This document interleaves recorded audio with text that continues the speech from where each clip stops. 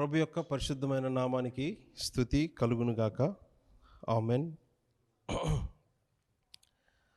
ఇప్పటి మన తరగతి క్రీస్తు శాస్త్రం, క్రిస్టాలజీ. అయితే మనం చూడబోతున్న ఈ వెరీ బేసిక్ ట్రూత్, అంటే అతి ప్రాథమికమైన క్రైస్తవ సత్యం గూర్చిన ఈ తరగతిలో కూడా ఇప్పటి క్రైస్తవ్యానికి చాలా సమస్యాత్మకమైన విషయాన్ని మనం టచ్ చేయబోతున్నాం. నేను చెప్పిన విషయం అంతా అర్థమైతే ఎక్కడున్న మన వాళ్ళే నన్ను అంగీకరించరేమో మనసులో. దీని మీద నాకు ఆలోచన రావడానికి, దీని మీద నాకు సీరియస్ ఆలోచన రావడానికి, దీన్ని ఎంఫసిస్ చేసి చెప్పాలి, కొద్ది రిపిటేటివ్గా చెప్పాలని నాకు అనిపించడానికి కారణం, ఒక టీవీలో ఒకసారి వచ్చిన ఒక చిన్న న్యూస్లో ఒక చిన్న చర్చా కార్యక్రమం పెట్టారు. ఆ టీవీ9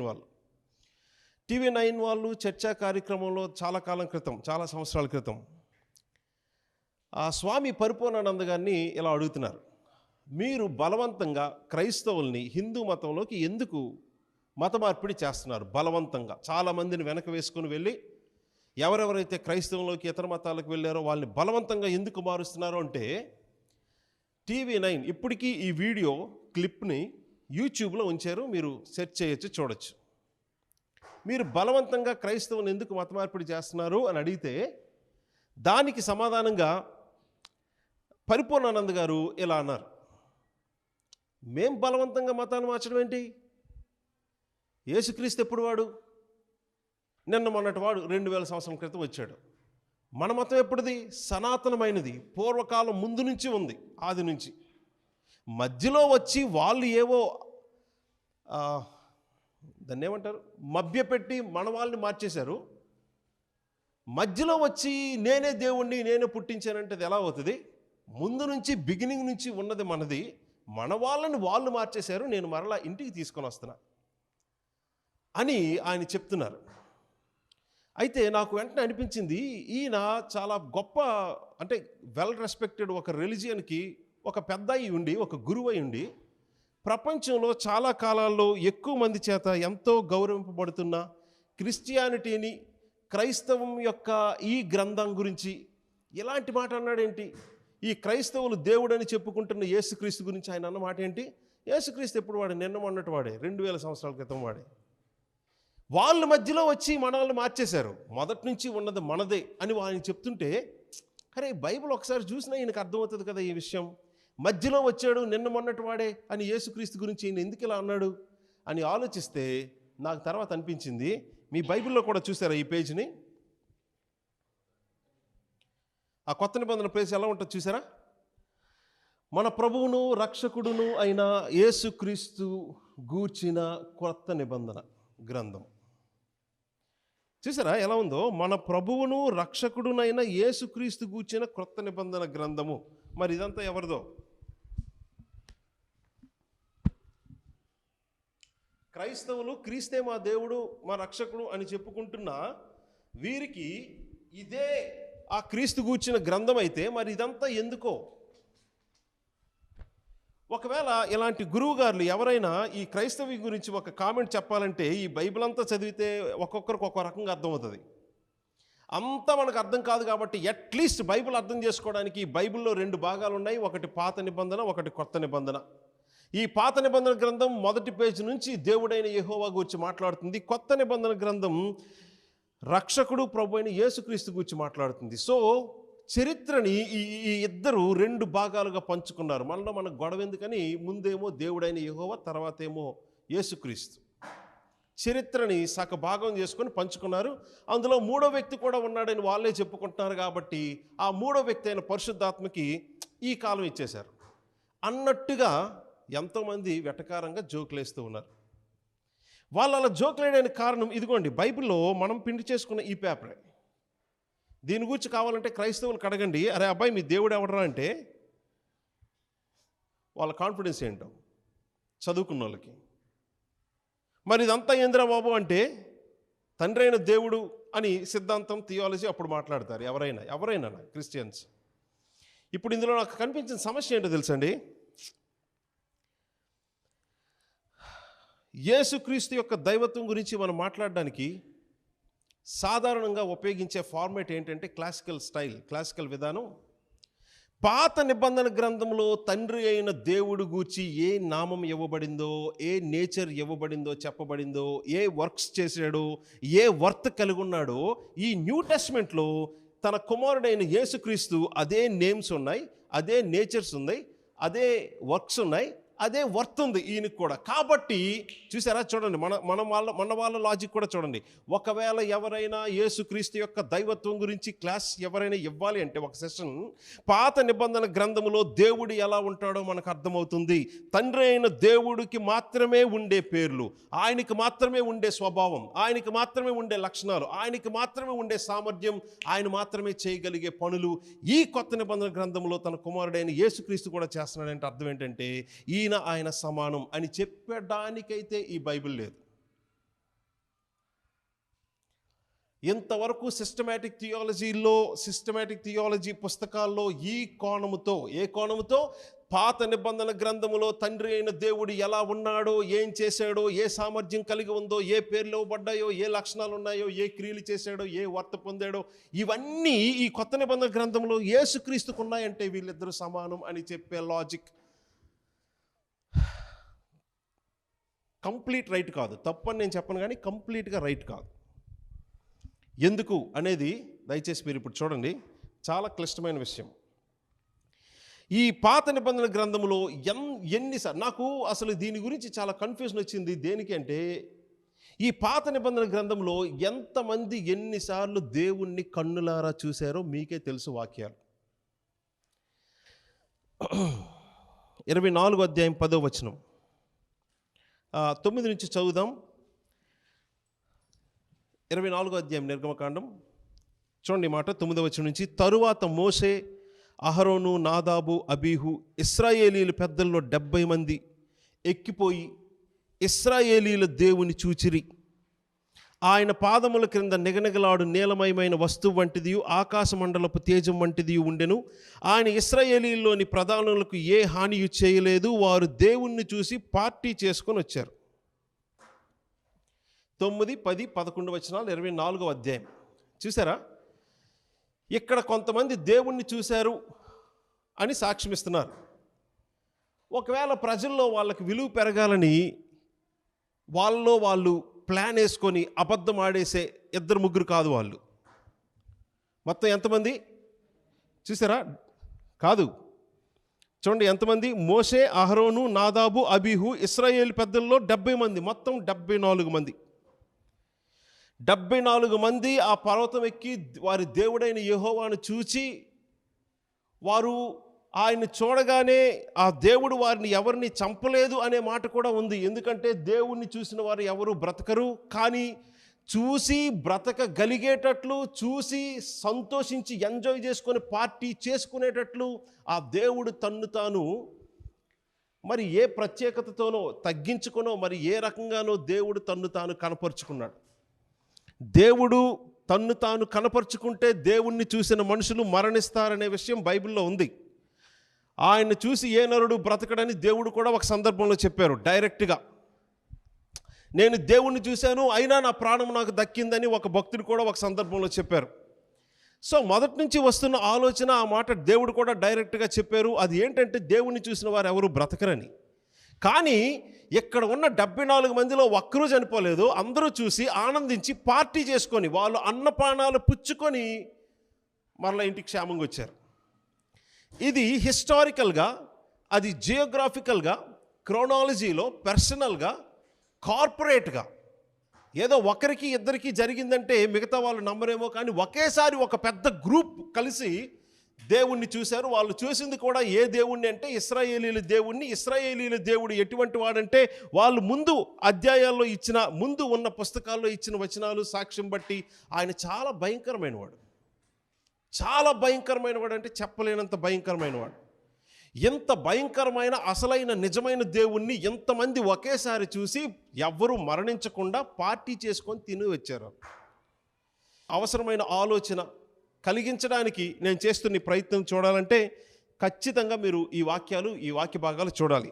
యోహాను సువార్త 1వ అధ్యాయం. మనకి బాగా తెలుసు, మనకి బాగా తెలిసిన దాన్నే మనం నమ్మమని ఇతరులకు చెప్తాం, కానీ దాని అర్థం మార్చి మనం మనసులో ఊహించుకుంటాం. యోహాను సువార్త 1వ అధ్యాయం, ఈ మాట చూడండి, 18వ వచనం. ఎవడును ఎప్పుడైనను దేవుని చూడలేదు. He covered complete past tense of the human history. మానవ చరిత్ర అంతట్లో ఉన్న, ఏ కాలం ఉండాలి దాన్ని, భూతకాలం అంతటిని కవర్ చేసి చెప్తున్న మాట ఏంటో తెలుసా? ఎవడైనను ఎప్పుడైనను దేవుణ్ణి చూడలేదు. సరే, మాట వింటున్నారా మీరు? ఇది నిజమేనా? ఇది నిజమేనా? ఈ మాట రాస్తున్న ఆయన అసలు యూదుడేనా? ఈ మాట రాస్తున్న ఆయన అసలు ఇజ్రాయేలీనా? ఎవరు ఎప్పుడు దేవుని చూడలేదనే మాట అది అబద్ధమా, తప్ప? లేకపోతే ఈ పాత నిబంధనకి కొత్త నిబంధనకి విరుద్ధత ఏమైనా ఉందా?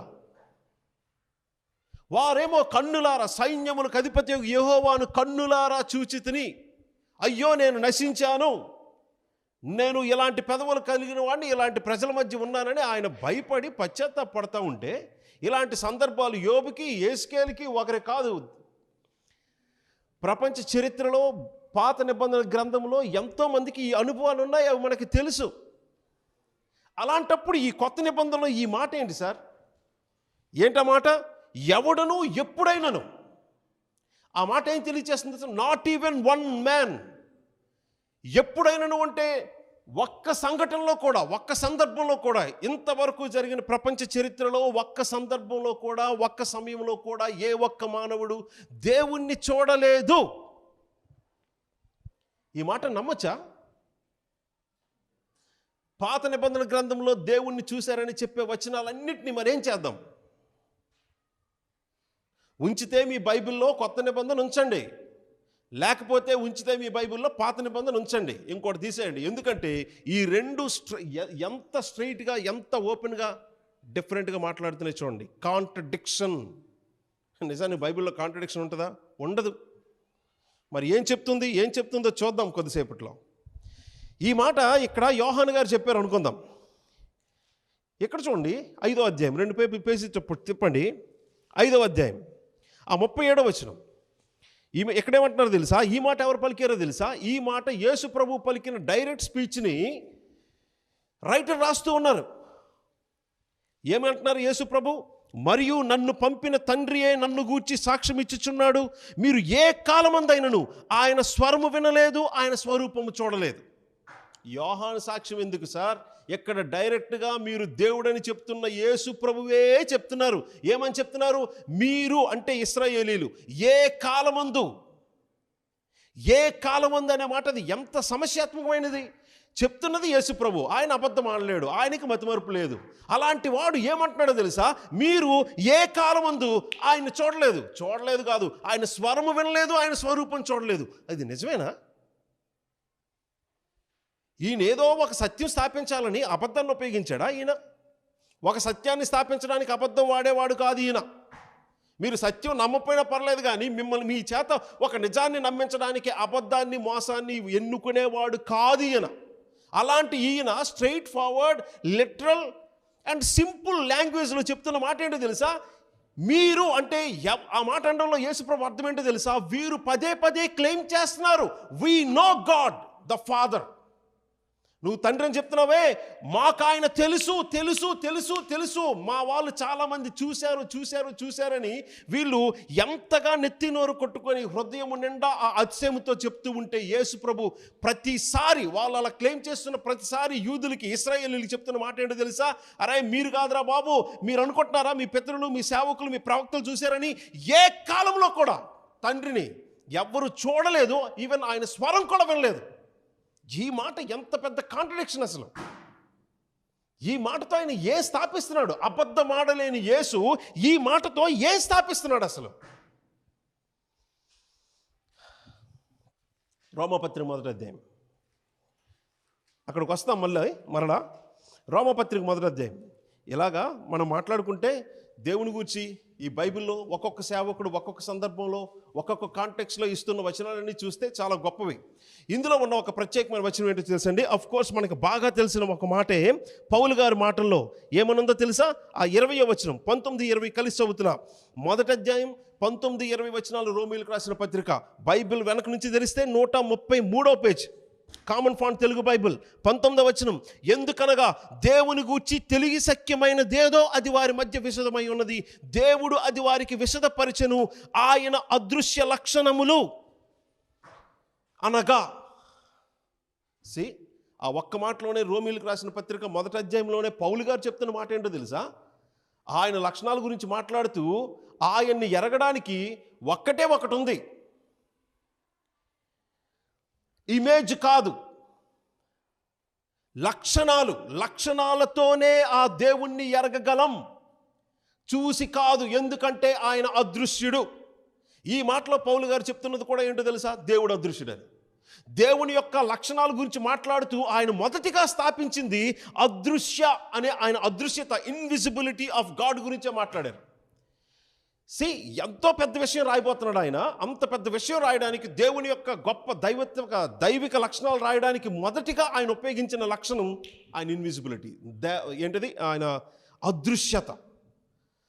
ఆ లక్షణాలన్నీ తెలుసుకోగలిగేది, దానికి అతి ప్రాముఖ్యమైన సత్యం మొదటగా ఆలోచించాల్సింది ఆయన అదృశ్యుడు. అలాంటి అదృశ్యుడైన వాడిని ఎలాగ ఎరగగలం, తెలుసుకోగలం, చూడగలం అంటే త్రూ హిజ్ నేచర్, యాట్రిబ్యూట్. ఆయన ఎక్స్పీరియన్స్ అవ్వడానికి ఇదిగోండి ఒక సందర్భంలో పౌలు గారు అద్భుతంగా చెప్పారు. అవన్నీ చెప్పుకోలేం. ప్రీచింగ్ అనే కాంటెక్స్లో అసలు ప్రీచింగ్ అంటే ఏంటి? ఇప్పుడు వస్తున్న రకరకాల విధానాలకి మనం ఇష్టపడుతున్నాము, కానీ అసలు పవర్ ఆఫ్ ప్రీచింగ్ అంటే ఏంటి? అసలు ప్రీచింగ్ అంటే ఏంటి? అది కన్నులకి, అది చెవులకి, ఎవరికి గోచరము కానివి ఇంకొక సెన్స్తో దేవుడు ఒక వ్యక్తికి ఆ ఎన్లైటన్మెంట్ ఇచ్చి అసలు దేవుడు ఎవరో తెలిసినట్లు చేస్తాడు. అది కన్నుకి, చెవికి, ముక్కుకి, ఈ స్పర్శకి, వీటి వల్ల కాదు, వీటన్నిటికీ మించిన ఒక గొప్ప సెన్స్ ఉంది. ఆ గొప్ప సెన్స్తో దేవుడు ఎవరో మనుషులకి తెలియజేసేటట్లు దేవుడు చేస్తాడు. అది ప్రీచింగ్లో జరుగుద్ది. దాని గురించి చాలా గొప్ప విషయాలు ఉన్నాయి, ఇప్పుడు మాట్లాడుకునే సమయం లేదు. మరొక ప్రాముఖ్యమైన, దీనికంటే ప్రాముఖ్యమైన వచనం చూడండి పౌలు గారు చెప్పింది. మొదటి తిమోతి పత్రిక 6వ అధ్యాయం. ఈ మాటలు మనకి బాగా తెలుసు, చాలా గొప్ప వచనాలు. ఈ వచనాల్లో ఉన్న మాట చూడండి, ఇది ఎంత కాంట్రవర్షియల్గా ఉందో చూడండి. ఇప్పుడు వరకు మనం చదువుకున్న ఈ మాటలన్నీ ఒక ఎత్తు అయితే, ఇది ఇంకా కఠినమైంది, ఇది ఇంకా కష్టతరమైనది. ఈ మాట ఏంటో తెలుసండి, మనకి బాగా తెలుసు. మొదటి తిమోతి పత్రిక 6వ అధ్యాయం, బైబిల్ వెనక నుంచి చూస్తే 193వ పేజీ. ఈ మాట చూడండి, 16వ వచనం చూడండి. దేవుని గురించి నూతన నిబంధన గ్రంథం ఏం చెప్తుందో చూడండి. దేవుడైన యెహోవా గురించి పాత నిబంధన గ్రంథం ఏం చెప్తుందో చూడండి. ప్లీజ్ ఈ మాటలన్నీ చూపించడం నాకు ఉద్దేశం ఏంటి సార్? మీకు ఇప్పటికే తెలిసి ఉంటుంది, చాలామందికి ఎక్కువ రెఫరెన్సెస్ ఇవ్వాలి, కానీ మీరు ఎక్కువ ఆలోచించాలంటే తక్కువ రెఫరెన్సెస్ ఇచ్చి, ఆ తక్కువ రెఫరెన్సెస్లో ఏముందో మీ చేత ఆలోచింపజేయడానికి నేను ఎక్కువ ప్రయత్నిస్తూ ఉంటాను. ఎందుకు? ఆ థింకింగ్ ఎబిలిటీ, ఆ థింకింగ్ ప్యాటర్న్, ఆ టైప్ ఆఫ్ ఆ వే ఆఫ్ థింకింగ్ మీకు అలవాటు అవ్వాలని. సో మా సహవాసంలో, ఈ ఫెలోషిప్లో మేము మీకు ఇవ్వగలిగే, ఇన్ఫ్లుయెన్స్ చేయగలిగే గ్రేటెస్ట్ బెస్ట్ ఏరియా ఏంటంటే మీరు ఆలోచించే విధానం, అది ప్రభావితం చేయబడాలి. బైబిల్ని చూసి దేవుని గురించి, సిద్ధాంతం గురించి ఆలోచించాలంటే అది ప్రభావితం చేయబడాలి. దానికోసం మీ ముందు ఈ ప్రయత్నం చేస్తూ ఉన్నాం మీతో పాటు. సో ఈ వచనం చూసిన తర్వాత కొన్ని వచనాల మీద మనం కాన్సన్ట్రేషన్ పెడదాం. అది ఎంత క్లిష్టమైన చూడండి. ఈవెన్ ఈ వచనం 16వ వచనం చదువుతున్నాం. మొదటి తిమోతి పత్రిక 6వ అధ్యాయం 16వ వచనం. రాజును ప్రభువులకు ప్రభువునై ఉన్నాడు, సమీపింపరాని తేజస్సులో ఆయన మాత్రమే వసించుచు అమరత్వము గలవాడై ఉన్నాడు. మనుష్యులలో ఎవడునూ ఆయనను చూడలేదు, పాస్ట్ టెన్స్, ఎవడును చూడనేరడు. అది నిజానికి ఫ్యూచర్ టెన్స్ కాదు, ఎబిలిటీకి సంబంధించింది, but that covers entire future tense. చూసారండి అక్కడ ఏం చెప్తుందో దేవుని గురించి వివరిస్తూ పౌలు గారే చెప్తున్న మాట. అది కూడా ఒక పాస్టర్ గారికి రాసి సిద్ధాంతాన్ని రాస్తున్నాడు. ఏ సందర్భంలో రాస్తున్నాడు అది ఇంకా గొప్ప విషయం. బట్ సత్యమేంటో చూశారు, మనుషులలో ఎవడునూ ఆయనను చూడలేదు, ఎవడునూ చూడలేడు అంటే ఆ మాట ఎప్పటికీ. అరే ఏం చెప్తున్నాడు ఈయన? పాత నిబంధన గ్రంథంలో మనుషులకున్న గొప్ప ఆశీర్వాదమే ఆ కీర్తనల గ్రంథంలో ఉంటుంది కదా, నేను మేల్కొన్నప్పుడు నీ ముఖ దర్శనముతో నీ స్వరూప దర్శనముతో నా తృప్తి చెందుతాననే కీర్తనల గ్రంథంలో ఉన్న ఆ మాటలన్నిటికీ అర్థం ఏమైపోవాలి మరి? నేను మేల్కొన్నప్పుడు అంటే పడుకున్న కలలు కాదు, మరణించి తిరిగి లేచి నేను ఆయన్ని చూస్తా. ఈ లోకంలో ఉన్న వారందరికీ ఈ లోకంలో ఉన్న సరదాలు, సుఖాలు, ఘనతలు, గొప్పలు ఇవన్నీ ఆశీర్వాదం అయితే, నాకు అసలైన ఆశీర్వాదం ఇదిగో ఈ లోకస్తుల్లా కాదు, నాకున్న అసలైన ఆశీర్వాదం నేను ఆయన్ని చూస్తాను. ఎంత గ్రేట్ హోప్తో పాత నిబంధన గ్రంథంలో, కీర్తనల గ్రంథంలో ఉండి దేవుణ్ణి ఆరాధిస్తూ ఉన్న ఈ మాటలన్నీ అబద్ధమా? మరి ఇక్కడ ఏంటి పౌలు గారు చెప్తున్నారు? ఈ రోజు వరకు ఎవ్వరూ దేవుణ్ణి చూడలేదు, చూడనేరరు అనే మాట బట్టి ఈయనే స్థాపిస్తున్నాడు ఎందుకే? సో ఈ మాటలన్నీ చెప్పడంలో ఒకే ఒక్క ఉద్దేశం, సార్ క్రైస్తవులు అంగీకరించింది. ఇప్పుడు ఈ మాట చెప్తున్నా, ఈ బైబిల్లో ఈ కొత్త నిబంధన ఎంత, పాత నిబంధన అంటే ఎంత అంటే నెంబర్ ఆఫ్ వర్డ్స్ బట్టి, ఉపయోగించిన మాటల సంఖ్య బట్టి పాత నిబంధన 77% అంట, కొత్త నిబంధన గ్రంథం రిమైనింగ్ 23% అంట. ఈ బైబిల్లో 77%, 77% of the Bible speaking about Christ before Christ. క్రీస్తు పూర్వం క్రీస్తు ఏమై ఉన్నాడో చెప్పడానికి 77% బైబిల్ వాడబడింది. అవునండి, క్రీస్తు పూర్వంలో అంటే క్రీస్తు పూర్వం ఉన్న కాలంలో అసలు క్రీస్తు ఏమై ఉన్నాడు అని చెప్పడానికి 77% బైబిల్ వాడబడితే ఎక్కడి మాట రాయడం ఏంటండి? ఈ కొత్త నిబంధన దగ్గర ఎక్కడి మాట రాయడం ఏంటి? అంటే ఎక్కడి వరకు ఆయన లేడా?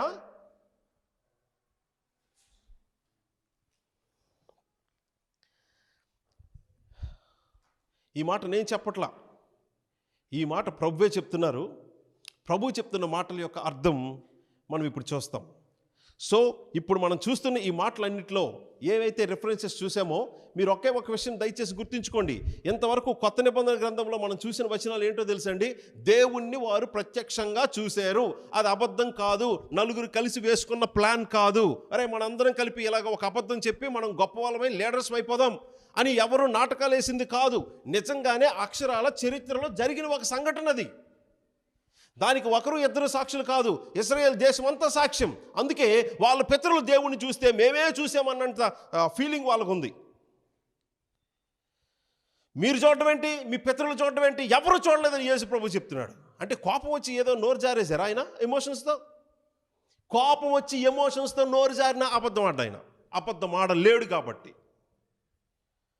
అలాంటప్పుడు మీరు ఏ కాలం ముందు ఆ దేవుని స్వరం వినలేదు, స్వరూపం చూడలేదంటే మరి ఈయన స్థాపిస్తున్నది ఏంటి అంటే, సార్ ఈరోజు ఈ సబ్జెక్ట్లో మనం చూస్తున్న ఈ క్రీస్తు యొక్క దైవత్వానికి సంబంధించిన ఈ సబ్జెక్ట్లో ఎంతవరకు ఎన్ని తరగతులైతే మీరు వింటారో వాటన్నిటికంటే ఉత్కృష్టమైనది అంటే the greatest lesson and truth regarding the deity of Christ, Yesukreestu యొక్క దైవత్వం గురించి మీరు ఎంత గొప్ప థియోలాజియన్ క్లాసులైనా మీరు వినండి, ఎంత గొప్ప గ్రంథాలైనా మీరు చదవండి, వాటన్నిటికీ మించిన ఒకే ఒక్క అసలైన అద్భుతమైన సత్యం ఇది. ఇది ఆ పుస్తకాల్లో కనిపించదని నేను మాట్లాడను, ఆ పుస్తకాల్లో ఎక్కడో ఉంటుంది. నేను చాలా పుస్తకాలు చదివాను, సిస్టమాటిక్ థియాలజీ పుస్తకాలు. ఈ కాన్సెప్ట్ గురించి హార్డ్లీ వాళ్ళు ఉపయోగించింది ఒక పారాగ్రాఫ్ అంతే. మనం ఇప్పుడు మాట్లాడుకుంటున్న ఈ కాన్సెప్ట్ గురించి చాలామంది థియోలాజియన్స్ వారి సిస్టమాటిక్ థియాలజీలో క్రీస్తు యొక్క దైవత్వం గురించి మాట్లాడుతున్న సబ్జెక్ట్లో ఆ భాగంలో గట్టిగా చూస్తే ఒక పారాగ్రాఫ్ మాత్రమే ఉపయోగిస్తున్నారు. కొంతమంది అయితే జస్ట్ 2-3 లైన్స్ మాత్రమే. నేను చెప్తుంది నిజం. యేసుక్రీస్తు దైవత్వం గురించి ఏం చెప్తే మనకిష్టం, లేకపోతే ఏం చెప్తే రైట్, ఏది చెప్తే ఈ బ్రదర్ ఏం చెప్తే న్యాయం అని మీరు అనుకొని సిస్టమాటిక్ థియాలజీ పుస్తకాలన్నీ చూశారనుకోండి, అయ్య బాబోయ్ చాలా ఇన్ఫర్మేషన్ ఉంటుంది. కానీ మనం ఇప్పుడు మాట్లాడుతున్న విషయం వాటన్నిటికీ మించినది. ఎవరు ఎంత గొప్ప సత్యం చెప్పినా ఈరోజు మనం చూస్తున్న ఈ సత్యం కంటే తక్కువే యేసుక్రీస్తు దైవత్వం గురించి. ఎందుకో తెలుసా? అవన్నిటికంటే పునాది సత్యం మనం మాట్లాడుతున్నాం. పునాది సత్యం ఏంటో 5వ అధ్యాయం 37వ వచనం. 5వ అధ్యాయం 37వ వచనం మీద నా కన్ను లేక మన దృష్టి పడడానికి కారణం ఏంటంటే, ముస్లిమ్స్తో డిబేట్ అయింది ఒకసారి మన క్రైస్తవ సహోదరులకి. మన క్రైస్తవ సహోదరుల్లో పెద్ద పెద్ద అన్నయ్యలందరూ అక్కడ ఉన్నారు. కాకినాడలో జరిగింది. ఆ వీడియో కూడా మన ఇంటర్నెట్లో ఉంది. ఆ వీడియోలో జరిగిన సంఘటన చూడండి. చిత్తుగా ఘోరంగా ఈ ముస్లిం ఈ వక్తలందరూ ఓడిపోయారు. ఈ క్రైస్తవ వక్తలు ఎవరైతే వచ్చారో నాయకులు, వాళ్ళు చెప్తున్న సత్యాన్ని అద్భుతంగా నిరూపించారు. మీరు చెప్తుంది తప్పు, మేము చెప్తుందే రైట్ అని ప్రూవ్ చేశారు. అటు వాళ్ళు కూడా కంప్లీట్గా చిత్తుగా ఘోరంగా ఓడిపోయారు. అది కూడా అంగీకరించాల్సిందే. ఫైనల్గా జరిగిన విషయం ఏంటో తెలుసా? ఈ వీడియోలో, అంటే ఆ సెషన్స్లో జరిగిన ఆ చివరి వీడియో చూస్తే చివరి మాట ఇది. చివరి మాట ఏంటో తెలుసండి? జాగ్రత్త వినండి మాట. ఆ రోజు వచ్చిన ప్రాబ్లం, ఈ ప్రాబ్లంకి ఆన్సర్ చెప్పడానికి టైం అయిపోయిందో మరి ఏం జరిగిందో తెలియదు, కానీ ఈ వాళ్ళు చివరిగా వేసిన క్వశ్చన్తో పై చెయ్యి వారిదే అయ్యింది, క్రైస్తవులది కాలేదు. ఏంటి సమస్య? జాగ్రత్త వినండి మాట. ఆ రోజు ఆ డిబేట్ అంతా వింటున్న ఒక బ్రదర్ ఇలా అడుగుతున్నాడు, ఆ ముస్లిం వక్తతో అడుగుతున్నాడు, సార్ మీరు మార్నింగ్ నుంచి చెప్తున్న మీ ప్రెజెంటేషన్ అంతటి బట్టి నాకు అర్థమైంది ఇది అని ఇలా అంటున్నాడు. ఆయన ప్రెజెంటేషన్ అంతటి బట్టి అర్థమైంది ఏంటంటే, మీరు మాట్లాడుతున్న మీ ఖురాన్ దేవుడైన అల్లాయే ఈ పాత నిబంధన గ్రంథంలో ఉన్న దేవుడైన యెహోవా అని మీరు అంటున్నారు, అవునా కాదా అంటే, అవునరా బాబు నీకైనా అర్థమైంది అన్నాడు ఆయన. అదే కొద్దిగా గౌరవంగా చెప్పాడండి. ఏంటి మళ్ళీ మీరు విన్నారా? మీరు ఉదయం నుంచి చెప్తున్న మీ పాయింట్లో నాకు అర్థమైన హైలైట్ పాయింట్ ఏంటంటే, మీ ఖురాన్ దేవుడైన అల్లాయే ఈ పాత నిబంధన గ్రంథం, బైబిల్లో ఉన్న పాత నిబంధన గ్రంథంలో ఉన్న దేవుడైన యెహోవాయే మా దేవుడైన ఖురాన్లో ఉన్న అల్లా అని మీరు అంటున్నారు, అంతేనా అంటే, వెరీ గుడ్, ఎస్ అదే నేను అంటున్నాను అన్నాడు. మరి అలాంటప్పుడు ఈ అబ్బాయి అడుగుతున్న రెండో క్వశ్చన్ కంటిన్యూ చేస్తున్నాడు. మరి అలాంటప్పుడు ఇదే తరతరములకు నా జ్ఞాపకార్థ నామం యెహోవా అని ఆయన చెప్పుకున్నాడు. మరి మీరు ఒప్పుకుంటారా? అల్లా అనేది దేవుడు అనే మాటకి మీ భాషలో శబ్దం, అది మాట.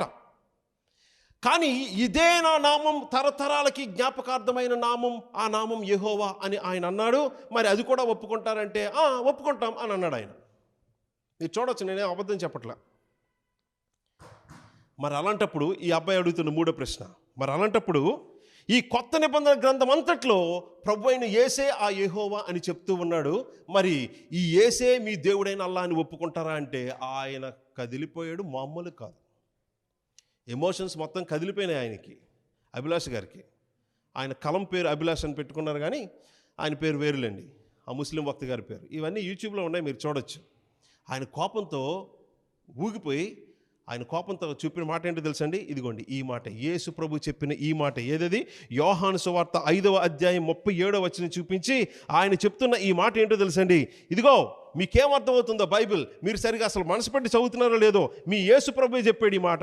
ఏంటి? మీ యేసుక్రీస్తు చెప్పిన మాట ఏంటో తెలుసా? ఈ 37వ వచనం, మరియు నన్ను పంపిన తండ్రియే నన్ను గూర్చి సాక్ష్యం ఇచ్చుచున్నాడు, మీరు ఏ కాలమందైనను ఆయన స్వరము వినలేదు, ఆయన స్వరూపం చూడలేదు. చూసారా మీ యేసు ప్రభు ఏం చెప్తున్నారో? మాకు అర్థమైనట్టు కూడా మీకు బైబిల్ అర్థం కావట్లేదు అని కాస్త కోపపడి ఎమోషన్స్ లూజ్ అయ్యి ఆయన చెప్తున్న మాట ఏంటో తెలుసా? ఈ వచనం నుంచి మీ యేసు ప్రభువే చెప్తున్నారు, ఈ యేసుని పంపిన ఆ తండ్రి యొక్క స్వరాన్ని ఎవరు ఏ కాలంలో వినలేదు, ఆయన స్వరూపం ఎవరు చూడలేదు ఎప్పుడు అని మీ యేసు చెప్తుంటే, అందరికీ కనిపించి వినిపిస్తున్న ఈ యేసుని ఎవరికి ఇంతవరకు కనిపించని వినిపించని దేవునితో ఎలా సమానం చెయ్యాలి అనే ప్రశ్న తిరుగు లేకుండా లాజికల్. అందులో ఏ రకమైన లాజికల్ ఫ్యాలసీ లేదు. ఆయన అడుగుతున్న ప్రశ్న తిరిగి లేకుండా వ్యాలిడ్. ఈ వచనం యొక్క అర్థం, ఈ యేసు ప్రభు చెప్తున్న ఈ స్టేట్మెంట్ యొక్క అర్థం అదే అయితే, ఆయన అడిగిన ప్రశ్నలో అసలు తప్పే లేదు, అది సరైన ప్రశ్న. ఏంటది? మీ యేసే చెప్తున్నారు. ఏం చెప్తున్నారు?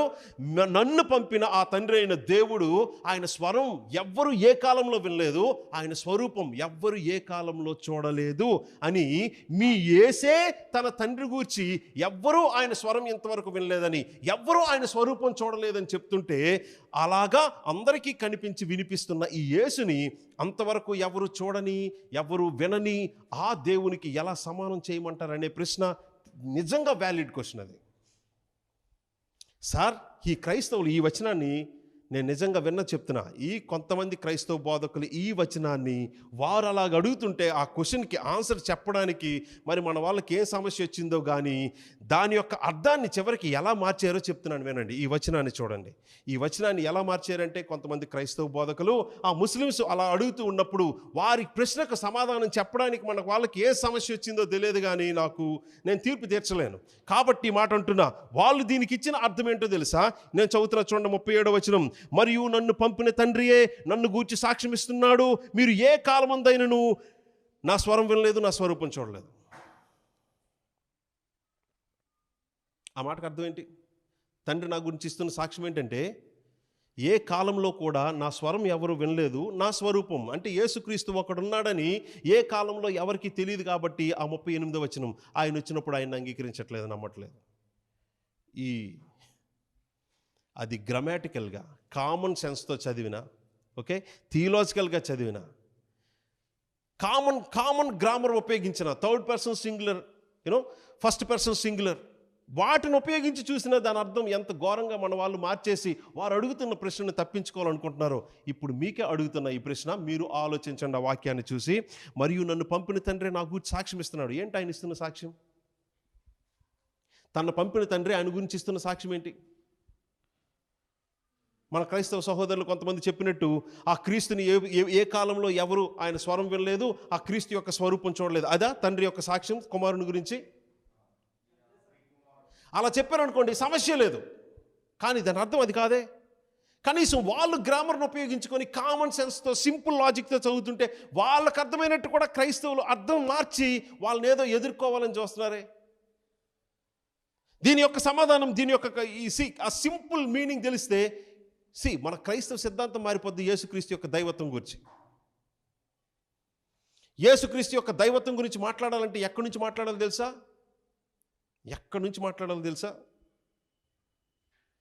పాత నిబంధనలో తండ్రికి ఏ పేర్లు ఇచ్చారు, ఆయన ఏం చేశాడు, ఆయనకున్న సామర్థ్యం ఏంటి, ఆయనకు అవేంటి ఇవేంటి, నో, ఆ కంపారిజనే రాంగ్. అసలు కంప్లీట్ పారాడైమ్నే బ్రేక్ చేస్తున్నాడు ఇక్కడ యేసుక్రీస్తు ప్రభు. ఏం బ్రేక్ చేస్తున్నారు? కాకపోతే వచనం చూడండి, నన్ను పంపిన తండ్రియే నన్ను గూర్చి సాక్ష్యం ఇస్తున్నాడు. ఏంటంటే నా గురించి ఇస్తున్న సాక్ష్యం అంటే ఆ తండ్రి గురించి స్టేట్మెంట్ ఏంటి? ఆ తండ్రిని ఏ కాలంలో ఆయన స్వరం వినలేదు, ఆయన స్వరూపం ఏ కాలంలో ఎవరు చూడలేదు. మరి చూసింది వింటున్నది ఎవరిని? తండ్రి ఇస్తున్న సాక్ష్యం ఏంటి మీకు అర్థమవుతుందా? ఆ స్టేట్మెంట్ని ఎలా అర్థం చేసుకోవాలి? ఆ గ్రామాటికల్, ఆ గ్రామర్లో ఉన్న దాన్ని ఏమంటారు? గ్రామర్లో చాలా రకాలు ఉన్నాయండి. తెలుగు కానీ, ఇంగ్లీష్ కానీ, గ్రీక్ కానీ, గ్రామర్లో చాలా రకాలైన విషయాలు ఉన్నాయి నేర్చుకోవడానికి. బట్ ఈ టైప్ ఆఫ్ మాటను ఏమంటారో ఈవెన్ మన తెలుగు భాషలో కూడా ఉపయోగిస్తారు. ఏంటో తెలుసండి? చెప్పకుండానే చెప్పడం. ఎలాగా? రాజుగారి పెద్ద భార్య చాలా మంచిది అంటే అర్థం ఏంటి? ఆ స్టేట్మెంట్లో చిన్న భార్య ఒక ఆమె ఉంది, ఆమె మంచిదే కాదు అని ఏమైనా మనం చెప్పామా? మనం చెప్పే స్టేట్మెంట్లో ఆ చిన్న భార్య గురించి ఏమీ చెప్పలేదు. కానీ రాజుగారి పెద్ద భార్య చాలా మంచిది అని అన్నారంటే చెప్పకుండానే ఆమెకు ఇంకొక భార్య ఉంది, ఆయనకి రాజుగారికి ఇంకొక భార్య ఉంది, ఆమె పెద్ద ఆమెతో పోలిస్తే కొద్దిగా అంత మంచిదే కాదు, ఇన్ఫర్మేషన్ వచ్చేస్తున్నది.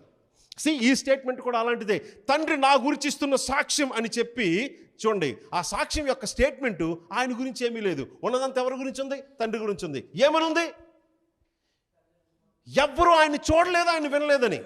బట్ ఏ కాంటెక్స్లో యేసుప్రభు చెప్తున్నారో తెలుసా?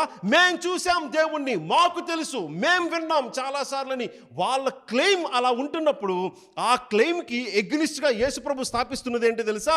అరే తండ్రే నన్ను గూర్చి పంపి సాక్ష్యం ఇస్తున్నాడు. ఆ సాక్ష్యం ఏంటో తెలుసా? మీరు ఏ కాలంలో తండ్రిని చూడలేదు, ఆయన స్వరం వినలేదు అంటే యేసుప్రభు ఇస్తున్న సాక్ష్యం ఏంటి? ఆయన స్థాపిస్తున్న సత్యం ఏంటి అంటే తండ్రి ఇస్తున్న సాక్ష్యం ఏంటో తెలుసా? మీరు ఎన్ని కాలాల్లో చూసామనుకుంటున్నారే, ఆ చూసింది తండ్రిని కాదు. ఇవన్నీ మేము ఆ దేవుని యొక్క స్వరం అన్ని కాలాల్లో విన్నాం అనుకుంటున్నారే, ఇంతవరకు ఎవరు ఆయన స్వరం వినలేదని యేసుప్రభు చెప్తున్న మాట అబద్ధం కాదు. మతిమరుపు నుంచి వచ్చింది కాదు, చిరాకు కోపం నుంచి వచ్చిన ఏదో ఎమోషనల్ ఇమ్మెచ్యూర్ టాక్ కాదు. అది యేసుప్రభు ఇస్తున్న సాక్ష్యం, తన తండ్రి ఇస్తున్న సాక్ష్యం. తన తండ్రి ఇస్తున్న సాక్ష్యం ఎవరి గురించి? యేసుక్రీస్తు గురించి కాదు, ఆయన గురించి.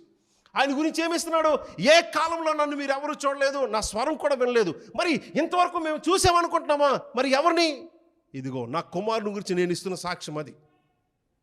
సో పాత నిబంధన గ్రంథంలో దేవుడు ఎవరో మాకు తెలుసు, తండ్రి అయిన దేవుడు ఎలా ఉంటాడో మాకు తెలుసు. అలాగే యేసుక్రీస్తు ఉన్నాడంటే ఈయన ఆయన అని సమానం అని చెప్పడం అది ఎంత థియలాజికల్గా ప్రాబ్లమో చూడండి ఈ వచనం బట్టి. ఈ వచనంలో ప్రభు స్థాపిస్తుంది ఏంటి తెలుసా? అన్ని కాలాలంటే old testament, entire old testament టైమ్స్లో మీకు కనిపించింది, వినిపించింది ఇదిగో ఈయన. సో ఇప్పుడు సిద్ధాంతం ఏంటో తెలుసండి? చూడండి, ప్రపంచంలో ఎవరెవరు మాకు దేవుడు బాగా తెలుసని గట్టిగా ప్రపంచంలో గట్టిగా స్థాపిస్తున్నారంటే మొదటిగా జూయిష్ పీపుల్ అండి, అంటే యూదులు, ఇశ్రాయేలీలు. తర్వాత గట్టిగా చెప్పేవాళ్ళు ఇస్లాం, ముస్లిం. తర్వాత ఇలా గట్టిగా చెప్పేవాళ్ళు మాకు దేవుడు బాగా తెలుసు, నిజమైన దేవుడే మాకు బాగా తెలుసు, అబ్రహాముని ఆ తర్వాత జలప్రళయాన్ని ఈ సృష్టి అంతటి చేసిన ఆ దేవుడైన యెహోవా ఉన్నాడే, ఆయన మాకు బాగా తెలుసు అని చెప్తున్న వాళ్ళు. తర్వాత ఎవరో తెలుసండి, ఈ యెహోవా సాక్షులు,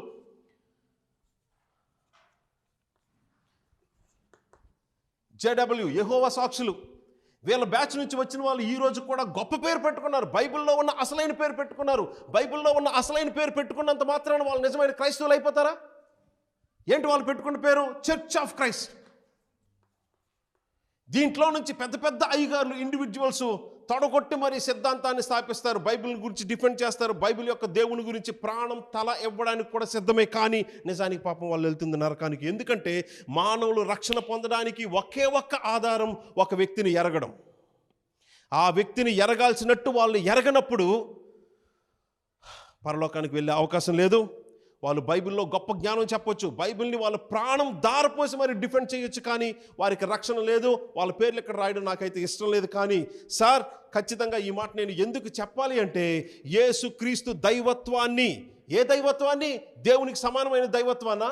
చూడండి, యేసుక్రీస్తు దేవునికి ఆయన సమానం కాదు, ఇంకా ప్లస్. యేసు గాడ్ ప్లస్. ఎందుకంటే దేవుడికి ఏమున్నాయో అన్నీ యేసుకున్నాయి, క్రీస్తుకి. దేవునికి లేనిది ఇంకొకటి ఎక్స్ట్రాగా యేసుక్రీస్తుకు ఉంది. అందుకే జీసస్ క్రైస్ట్ ఈజ్ గాడ్ కాదు, గాడ్ ప్లస్. ఈరోజు భాషలో చెప్పాలంటే గాడ్ ప్రో. ఈ మాట ఎందుకు చెప్తున్నానో తెలుసా అండి? మీకు తెలిసిందే, యేసుక్రీస్తు దేవునితో అన్ని విషయాల్లో సమానం. ఇంకా ఒకటి ఎక్స్ట్రాగా ఉంది. అది కూడా ఎవరి కోసం, ఎవరి వల్ల, ఎవరి చిత్తం నెరవేర్చడానికి, ఎవరికి లోపడ్డానికి? తనకంటే గనుడు, గొప్పవాడు. ఎందుకు? తండ్రి అందరికంటే గొప్పవాడు, నాకంటే గొప్పవాడు అని యేసు ప్రభు చెప్పిన ఆ మాట బట్టి, ఎస్, తండ్రి అయిన దేవుడు ఆయన చిత్తం పాటించడానికి యేసుక్రీస్తు తన తండ్రికి లోబడి మరి దేవుని కంటే ఒకటి ఎక్కువ తెచ్చుకున్నాడు. దేవునికి లేనిది దేవునికి లోబడుతూ ఆయన చిత్తం నెరవేరుస్తూ నీ కోసం, అట్ ద సేమ్ టైం తన తండ్రి మహిమ కోసం. అట్ ద సేమ్ టైం యేసు ఈ మాట చెప్పారా ఏంటి? మరి యేసు ప్రభువు దేవుడు గాడ్ ప్లస్ అని నువ్వు అంటున్నావు కదా, అలాంటప్పుడు తండ్రి నాకంటే గొప్పవాడు నువ్వు ఎలా చెప్తున్నావు అని అంటారు. దేవుడు అంటే supreme over everything, over every one. దేవుడు అంటే superior over everything, over every one. Over everything, over every one అంటే ఇంక్లూడ్స్ మీ. ఎవరు మాట్లాడుతున్నారో తన కుమారుడైన యేసుక్రీస్తు కంటే గొప్పవాడు. ఆ సత్యం నిజమైతే, వీళ్ళిద్దరూ అన్ని విషయాల్లో సమానమైతే, ఖచ్చితంగా ఆయన స్థాపిస్తున్న మాట ఏంటో తెలుసా? తండ్రి అందరికంటే గొప్పవాడు, నాకంటే గొప్పవాడని చెప్తున్న ఆ సత్యంలోనే యేసుక్రీస్తు స్థాపిస్తున్న గొప్ప సత్యం ఏంటో తెలుసా? నేను తండ్రి కంటే గొప్పవాడిని. ఒకవేళ దీన్ని అంగీకరించలేదు అనుకోండి, మిమ్మల్ని మీరు మోసం చేసుకుంటున్నారు. మేము సిస్టమాటిక్ థియాలజీ నమ్ముతున్నామని. అట్లీస్ట్ ఏ విషయంలో? ట్రినిటీ డాక్ట్రిన్లో. త్రిత్వ సిద్ధాంతం అంటే మీరు నమ్ముతున్న బేసిక్ సత్యం ఏంటి? తండ్రి వేరు, కుమారుడు వేరు, బట్ వాళ్ళిద్దరూ అన్ని విషయాల్లో సమానం. అన్ని విషయాల్లో సమానం అని చెప్తున్నప్పుడు, యేసు తన తండ్రి తనకంటే గొప్పవాడని చెప్తున్నప్పుడు, మీరు అక్కడ ఆగిపోయే తండ్రి కంటే యేసు తక్కువవాడు అని అన్నారంటే మీ త్రిత్వ సిద్ధాంతమే మీరు తప్పు.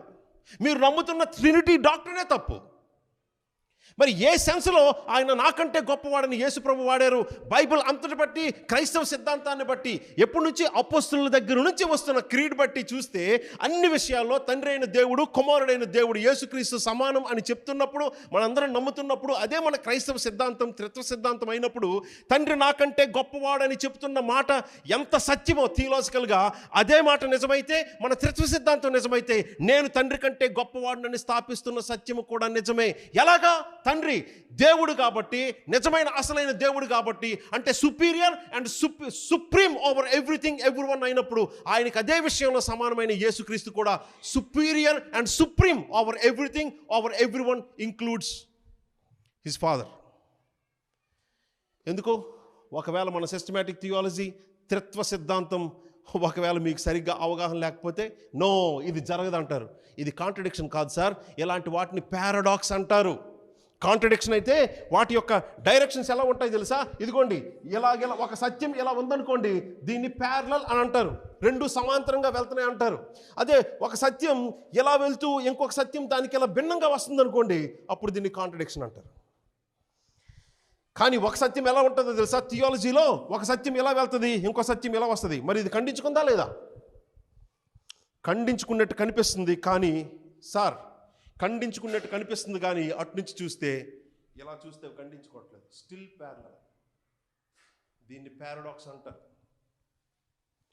బైబిల్లో ఖండించుకున్నట్టు, పరస్పరం ఖండించుకునేటట్లు ఎన్నో సత్యాలు ఉంటాయి, కానీ అది మానవ మేధస్సుకి సింపుల్గా ఇది అని చెప్పి పెట్టడానికి అది ఇంపాసిబుల్. భాష సరిపోదు, మనకి ఎబిలిటీ ఆఫ్ పర్సెప్షన్ కూడా లేదు, అంటే అర్థం చేసుకోగలిగే సామర్థ్యం కూడా లేదు. సో ఇంతకీ యేసుప్రభు స్థాపిస్తున్న సత్యం ఏంటో తెలుసా?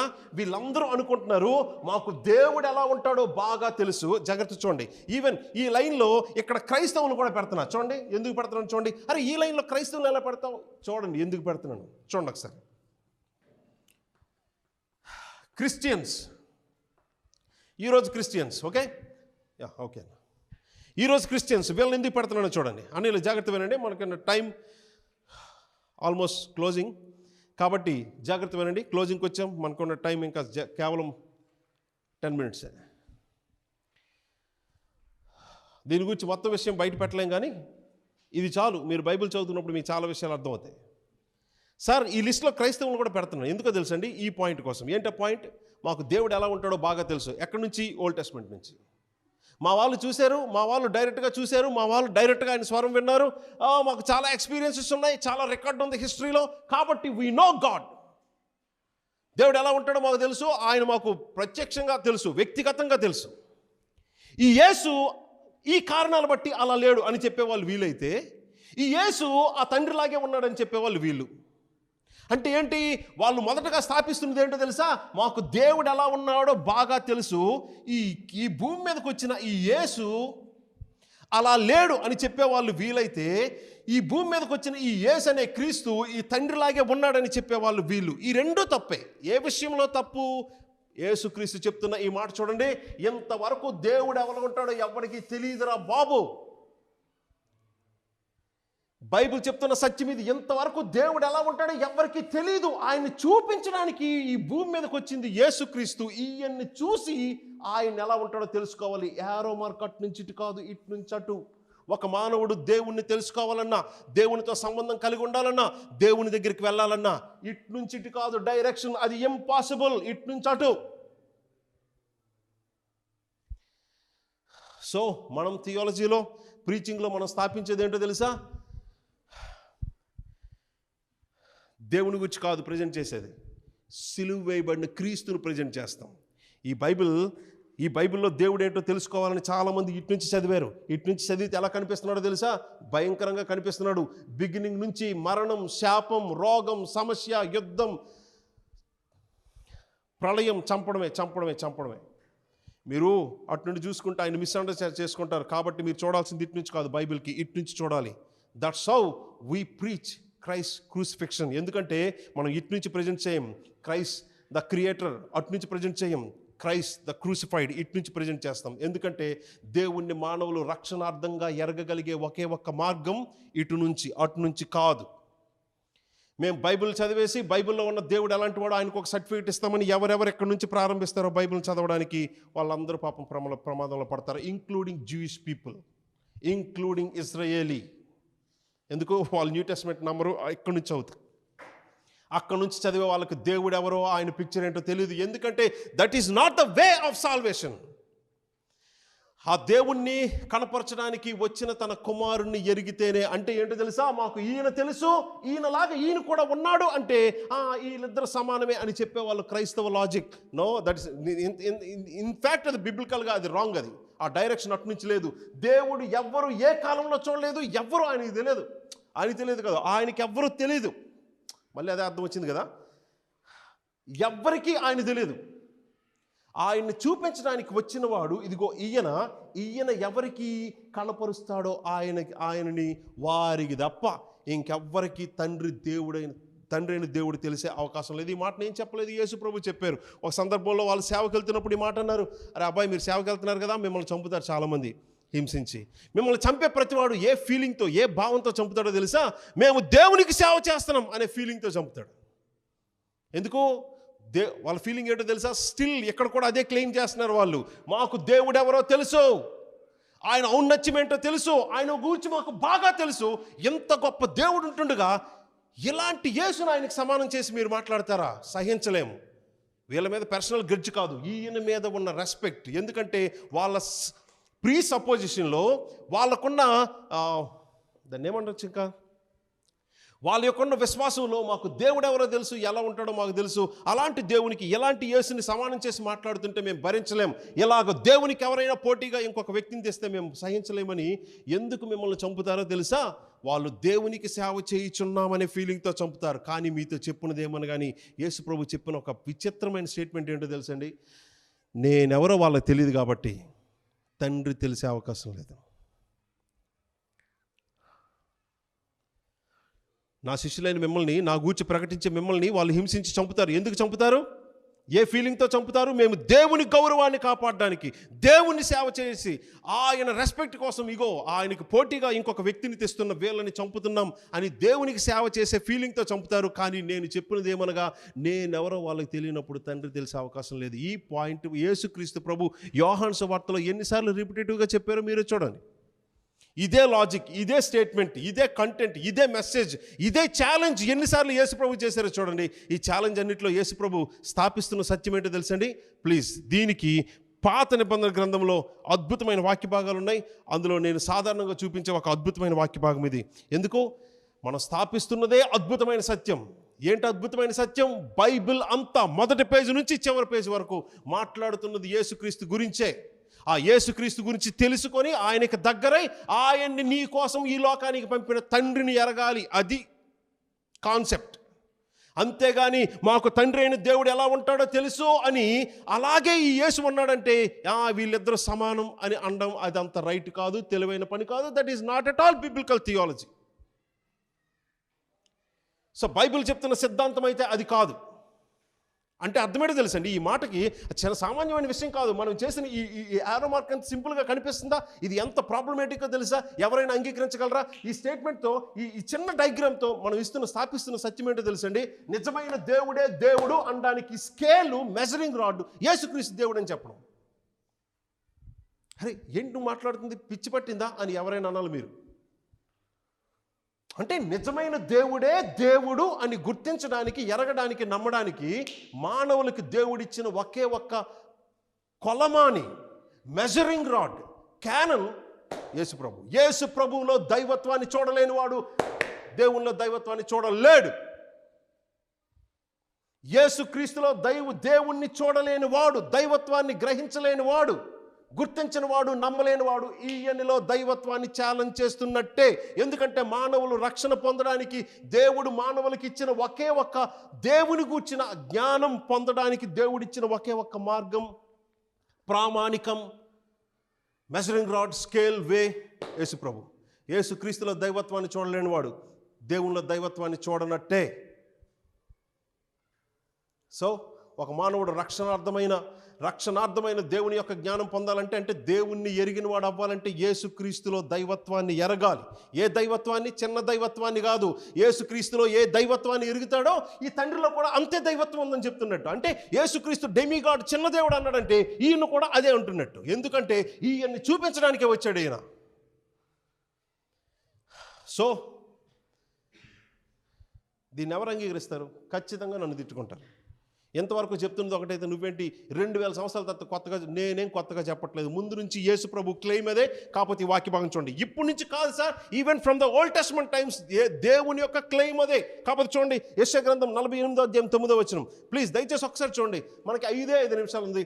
ఈ 5 నిమిషాల్లో మీరు దయచేసి మీ అటెన్షన్ ఈ వాక్యం మీద పెట్టండి. మీరే ఆలోచించండి. మీరేం క్వశ్చన్ చేస్తారో సంతోషంగా నేను స్వీకరిస్తా. మాట్లాడదాం. 48 యెషయా గ్రంథం 9. దయచేసి చదువుతూ ఉన్నా, దయచేసి మీరు చూడండి. బైబిల్ మధ్యలో 609 పేజీ, 609 పేజీ. ఒక్కొక్క వచనం చదువుతున్నాం. ఆ వచనం చదవగానే ప్రశ్న అడుగుతాను. మీకేమనిపిస్తుందో నిజాయితీగా మీరు చెప్పండి. ఇంతవరకు మనం మాట్లాడుతున్న ఈ సబ్జెక్టుకి సంబంధించిన థింకింగే ఇది. యోహాను సువార్తలో 2 వచనాలు పట్టుకొని సిద్ధాంతాన్ని అల్లేస్తావా నువ్వు అని మీరు ఎవరైనా నన్ను క్వశ్చన్ చేయొచ్చు. నేను 2 వచనాలు పట్టుకొని సిద్ధాంతాన్ని అల్లట్లేదు సార్. బైబిల్ అంతా ఉన్న సాక్ష్యం అదే. ఈవెన్ యాకోబు తన పిల్లలకి ఇచ్చే ఆశీర్వాదం యొక్క అవన్నీ చెప్పుకోలేము, టైం లేదు, కానీ ఆ కంటెంట్ కూడా అదే. చాలా చెప్పాలని ఉంది. Even what is the very blessing అంటే దాని గురించి కూడా చెప్పాలని ఉంది. బట్ మనకు అంత సమయం లేదు. మీకు అవసరమైన రెఫరెన్స్ ఇచ్చి జస్ట్ దీన్ని ఇక్కడ మీరు ఆలోచించాల్సింది ఇది అని చిన్న హింట్ ఇచ్చి మనం ముందుకెళ్ళిపోతాం. సో 48వ అధ్యాయం 9వ వచనం ప్రశ్న అడుగుతున్నా, వాక్యం చూడండి. నేను నిన్ను నిర్మూలన చేయకుండానట్లు నా నామమును బట్టి నా కోపం మానుకొనిచున్నాను. ఎవరు మాట్లాడుతున్నారు? పాత నిబంధన గ్రంథంలో చెప్పట్లేదు. కొంతమంది ఏదో ఈ శ్రీధర్ గట్టిగా అరిచి మా చేత ఏదో ఒప్పించైపోతున్నాడు అని అనుకుంటున్నారేమో. ఏం పర్లేదు, మీరు కొద్దిగా ఆలోచించుకొని టైం తీసుకొని చెప్పండి. ఈ మాట ఎవరు చెప్పారండి? ఈ స్టేట్మెంట్ ఓల్డ్ టెస్ట్మెంట్ టైంలో ఎవరు చెప్పారు? ఏంటా మాట? 9వ వచనం, నేను నిన్ను నిర్మూలము చేయకుండానట్లు నా నామమును బట్టి నా కోపం మానుకొనిచున్నాను. పాత నిబంధన గ్రంథ కాలంలో తన నామాన్ని బట్టి కోపాన్ని అణుచుకొని మనుషులను చంపకుండా వదిలేసిన దేవుడు ఎవరండి? పేరు చెప్పట్లేదు మీరు. ఏమో మరి పాత నిబంధన గ్రంథంకి ఏ పేరు ఉందో అదే చెప్పాలి. మనకి యేసుక్రీస్తు ఆ మాటలు లేవు అక్కడ. మరి మీకు కొంతమందికి అనుమానం ఉంది, చెప్పట్లేదు. నేనేదో బలవంతంగా మిమ్మల్ని ఒప్పించేట్లా, నాకంత లాజిక్ తెలివితే అట్లా అస్సలు లేవు. ఇప్పుడు 2వ వచనం పొంచండి, అంటే తర్వాత మార్చండి. నా కీర్తి నిమిత్తం నీ విషయంలో నన్ను బెగగొట్టుకొనిచున్నాను. ఎవరండి పాత నిబంధన గ్రంథ కాలంలో తన కీర్తి నిమిత్తం కోపాన్ని అంత కంట్రోల్ చేసుకుంటున్న దేవుడు ఎవరండి? వాళ్ళని కొట్టకుండా ఈ మాటలు చెప్పే దేవుడు ఎవరండి? ఓల్డ్ టెస్ట్మెంట్లో పాత ఏది యెషయా గ్రంథంలో. పోనీ అప్పటికి మీకు అనుమానం ఉందేమో, ఏంటో ఈ మనోడు ఏదో ఒప్పించేస్తున్నట్టున్నాడే, నేను ఒప్పుకోనంటారా? Very good. 10వ వచనం పోనీ చదవండి. నేను నిన్ను పుటమి వేసితిని, వెండిని వేసినట్లు కాదు, ఇబ్బంది కొలుములో నిన్ను పరీక్షించితిని. పాత నిబంధన గ్రంథ కాలంలో ఏ దేవుడండి మనుషుల్ని, తన ప్రజలని ఇబ్బంది కొలుములో శ్రమల పాలు చేసిన వాడు? మీరు స్పందిస్తే 5 నిమిషాల్లో అవుద్ది. మీరు స్పందించలేదా తర్వాత మీకు కాదు నన్ను తిడతారు. పోనీ మీకు అనుమానం ఉంటే 11వ వచనం చూడండి. నా నిమిత్తమే అలాగూ చేసేదను, నా నామము అపవిత్రపరచబడినలా నా మహిమను మరెవరికి ఇచ్చివాడును కాను. పాత నిబంధన గ్రంథ కాలంలో ఇలాగ మాట్లాడే దేవుడు ఎవరండి? పోనీ నా మహిమను మరెవరికి ఇచ్చివాడును కాను, నా నామం ఎందుకు అపవిత్రపరచబడాలి మీ వల్ల అని మాట్లాడే దేవుడు పాత నిబంధన గ్రంథంలో ఒకే ఒక ఆయన ఉన్నాడు. ఆయన పేరు అద్వితీయ దేవుడైన యెహోవా. ఇంకెవరికైనా అనుమానం ఉందా?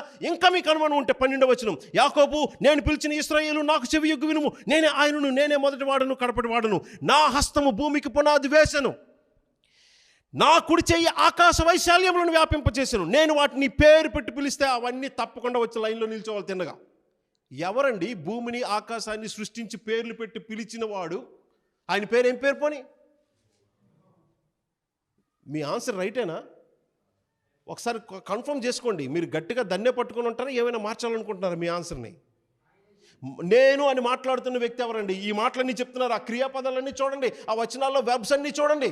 అవన్నీ ఎక్కడ జరిగాయంటే ఆది కాండము నుంచి ఇదిగో ఈ యెషయా గ్రంథం వరకు ఎంతైతే చరిత్ర జరిగిందో ఆ చరిత్ర అంతట్లో ఏ కార్యాలు ఏ దేవుడు చేశాడో ఆయన చెప్తున్న మాటలు ఇవి. సృష్టించాను, పేరు పెట్టి పిలిచాను, రాజ్యంగా చేశాను, ధర్మశాస్త్రం ఇచ్చాను, మీరు దాన్ని మీరిపోయి నన్ను అవమానిస్తున్నప్పుడు కోపాన్ని అణుచుకున్నాను, ఇంకా లాభం లేదు, మీకు దెబ్బ పడకపోతే మీరు నా నామాన్ని మరి ఘోరంగా అవమానిస్తారని మీకోసం శత్రువుని తయారు చేసి ఆజ్ఞించి మరి పిలుస్తున్నా. ఈ మాటలు ఎక్కడ ఉన్నాయి? 14-15 వచనాలు. ఏంటి? మీరందరూ కూడి వచ్చి ఆలకించండి, వీటిలో ఏది ఈ సంగతి తెలియజేయను, యెహోవా ప్రేమించువాడు ఆయన చిత్త ప్రకారం బబులోనికి చేయను, ఆయన అతని బాహుబలము కల్దీల మీదకు వచ్చును, నేనే ఆజ్ఞ ఇచ్చిన వాడును, నేనే అతని పిలిచితిని, నేనే అతని రప్పించితిని, అతని మార్గము తేజరిల్లును, నా యొద్దకు రండి. ఈ మాట ఆలకించండి. ఈ మాటలన్నింటిలో ఏమర్థం అవుతుందో తెలుసా?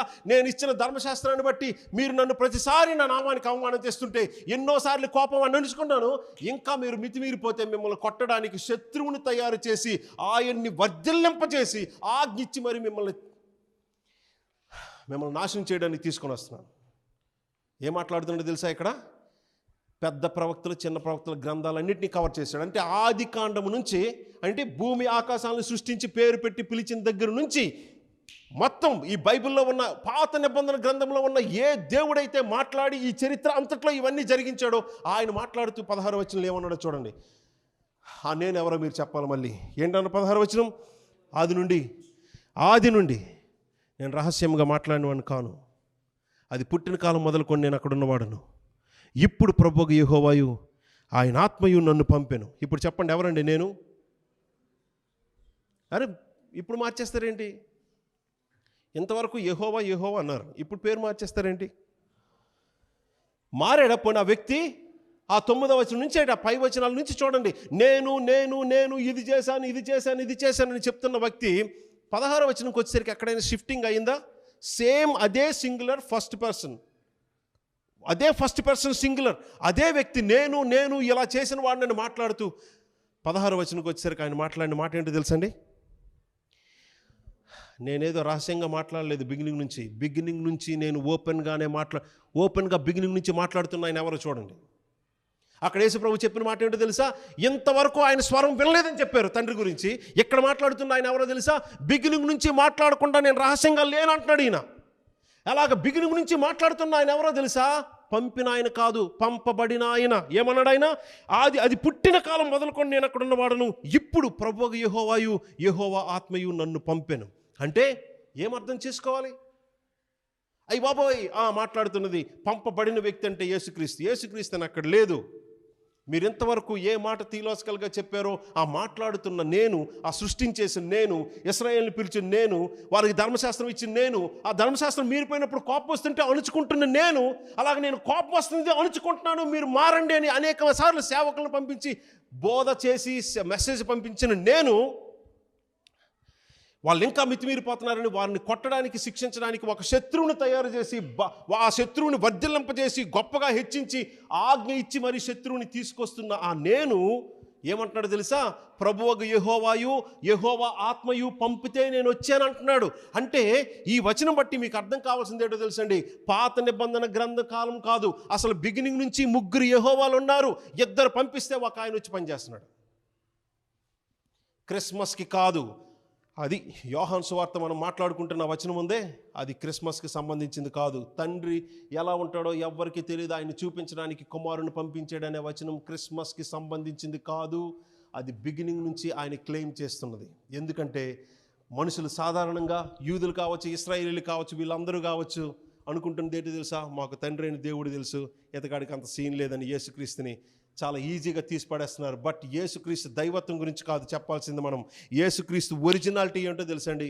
బైబిల్ అంతటికీ అసలైన ఒకే ఒక్క నిజమైన జీవము కలిగిన త్రియేక దేవుడు ఆయనే.